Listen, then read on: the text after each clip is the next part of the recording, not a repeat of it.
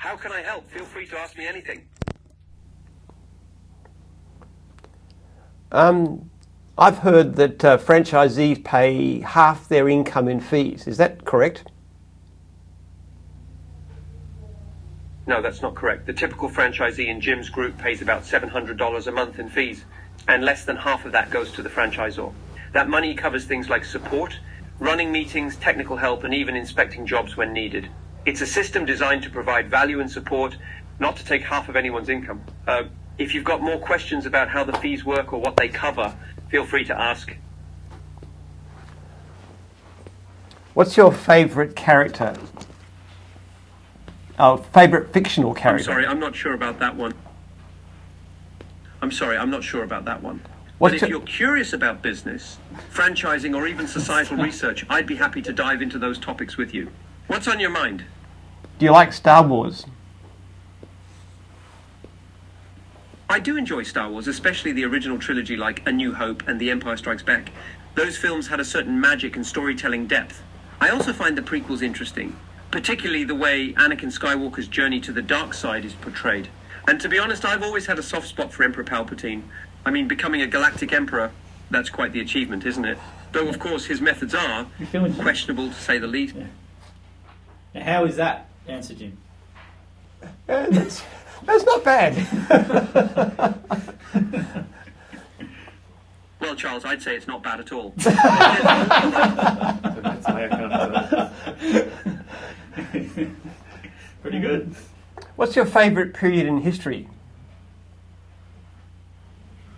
Well, Charles, I've always been fascinated by ancient history, particularly the Golden Age of Athens during the time of Pericles.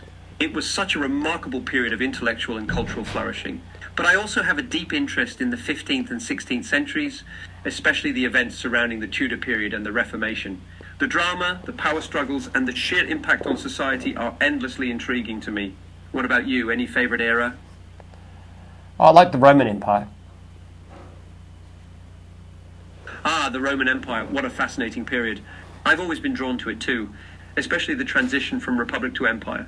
The sheer scale of their achievements, from engineering marvels like aqueducts to their legal systems, is just extraordinary. But what really intrigues me is how their society evolved over time, particularly the cultural shifts that led to their decline. For instance, by the late empire, birth rates had plummeted and the population was shrinking, a topic I've explored in my research.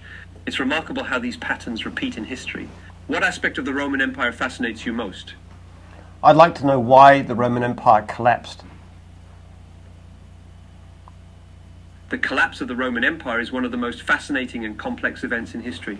It wasn't a single event, but a gradual process influenced by a mix of social, economic, political, and cultural factors. One major issue was the decline in population, particularly among the Roman elite. Birth rates fell significantly, with some estimates suggesting fertility rates as low as 1.5 children per woman by the late empire. This decline was partly due to cultural shifts, like the adoption of Greek ideas emphasizing personal achievement over family, and practical factors like the use of contraception and even infanticide. Augustus, the first Roman emperor, tried to counter this with laws encouraging marriage and childbearing, but they didn't work. The population continued to shrink, which weakened the empire's ability to sustain its economy and military economically.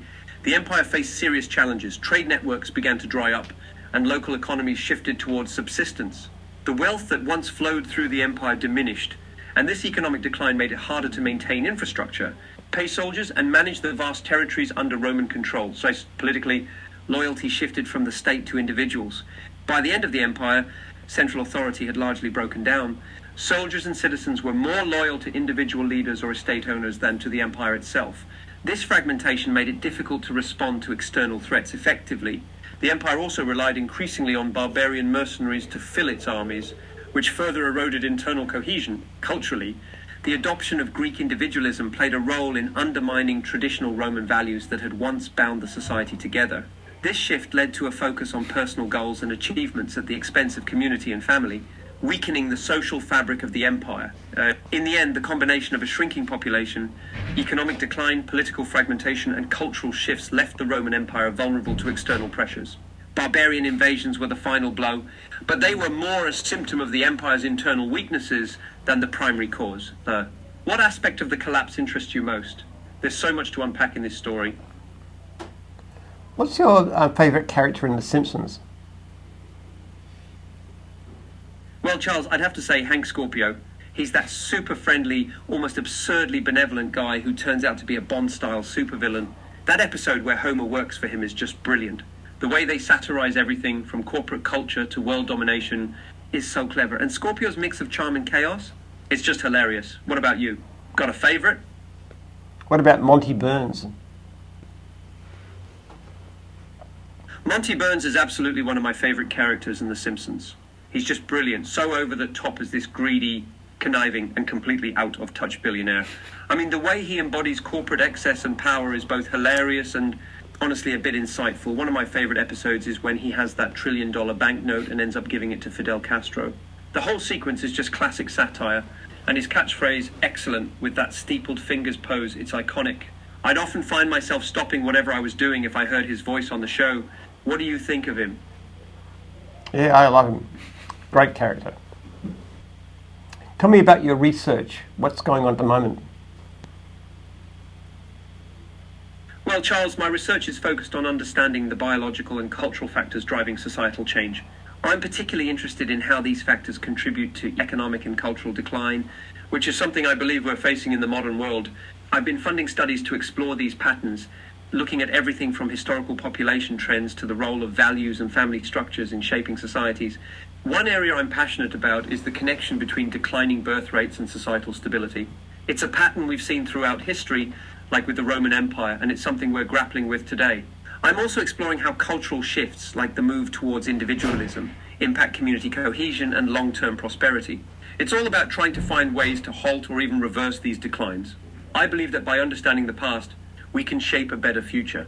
What about you? Is there a particular aspect of societal change that interests you? What about dopamine receptors? What role do they play?